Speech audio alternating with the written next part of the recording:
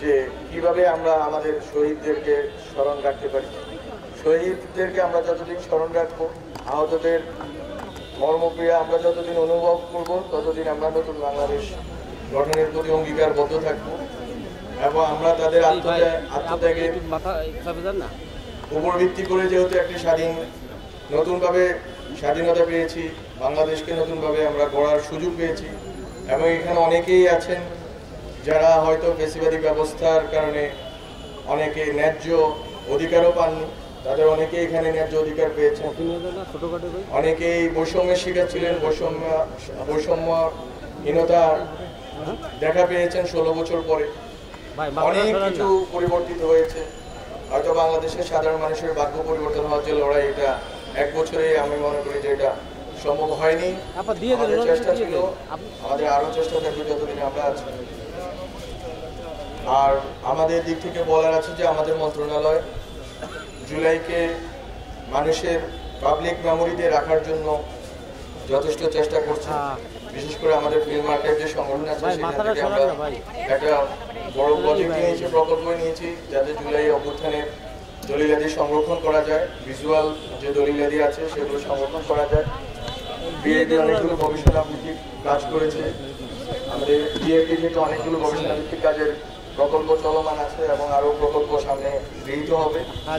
সব মিলিয়ে এই তথ্য ও সম্প্রচার মন্ত্রণালয় অভ্যুত্থানকে জনস্মৃতিতে ধরে রাখার জন্য সর্বোচ্চ চেষ্টা করবে এবং এই ক্ষেত্রে আমাদের কর্মকর্তা কর্মচারীরা যারা আছে আমাদের এই র্যালিতে সামিল হয়েছেন, যারা গত 1 বছর আগের অভ্যুত্থানের স্পৃহা এবং আকাঙ্ক্ষাকে ধারণ করার অভিপ্রায় নিয়ে এসেছেন, তাদের সবাইকে আমরা আগামী দিনগুলোতে আমাদের জুলাই গণ অভ্যুত্থানকে কেন্দ্র করে নতুন বাংলাদেশ গড়ে তোলার সকল উদ্যোগে পাবো আশা রাখি।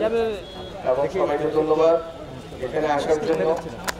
জুলাই গণ অভ্যুত্থান একটা পরিবর্তনের শুরু মাত্র, কিন্তু 1 বছর 2 বছর অথবা একটা সরকার 2টা সরকারের বিষয় না। এটা সরকার রেজিম আসবে যাবে, কিন্তু জুলাই গণ অভ্যুত্থানের কারণে যেই পুরানো ব্যবস্থা, পুরাতন যে বন্দোবস্তের দিক থেকে ছেদ পড়ে গিয়েছে, যে আমরা একটা পর্ব পার করে এসেছি, সেখান থেকে একটা নতুন পর্বে আমরা রওনা দিয়েছি।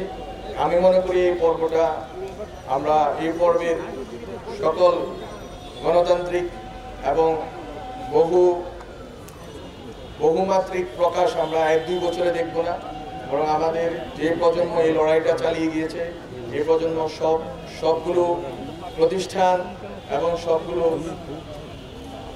সামাজিক রাজনৈতিক সংগঠন, সাংস্কৃতিক সংগঠনে যখন তাদের এই অভ্যুত্থানের স্পৃহা এবং চেতনাকে ধারণ করে যখন নতুন বাংলাদেশের অবিরত চেষ্টা চালিয়ে যাবেন, আমরা আশা রাখি বাংলাদেশ গণতান্ত্রিক বাংলাদেশে রূপান্তরিত হবে, সবার বাংলাদেশে রূপান্তরিত হবে এবং সকল জাতি ধর্ম বর্ণ নির্বিশেষে বাংলাদেশের মানুষ যেই লড়াই আমরা করেছিলাম মানবাধিকারের জন্য, মানুষের মানবিক মর্যাদার জন্য, গণতান্ত্রিক অধিকারের জন্য, সেই অধিকারের লড়াই আবার বারবার আমাদের 20 বছর পর পর এই দেশে লড়াই করতে হয়।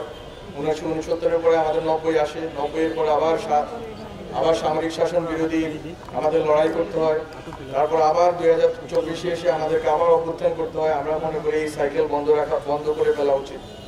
আমাদেরকে এই এতগুলো মানুষ মরে যাওয়ার পরে আমাদেরকে আসলে এমন একটি ব্যবস্থার ভিতরে যাওয়া উচিত, যে ব্যবস্থাতে আমাদেরকে আবার কোনো একটা ফ্যাসিস্টের বিরুদ্ধে লড়তে হবে না, কোনো একটা স্বৈরাচারী ব্যবস্থার বিরুদ্ধে লড়তে হবে না, এতগুলো প্রাণ হারিয়ে যাবে না, বরং আমরা একটা স্বপ্নের বাংলাদেশ পাবো, নতুন বাংলাদেশ পাবো। সেই অগ্রযাত্রায় আপনাদের সবাইকে চাই আমরা। বান্ডেল থাকলে প্রতি সেনমানিতে টাকা বাঁচবে। বিকাশ সেনমানি বান্ডেল কিনে জিতুন প্রতি লেনদেনে।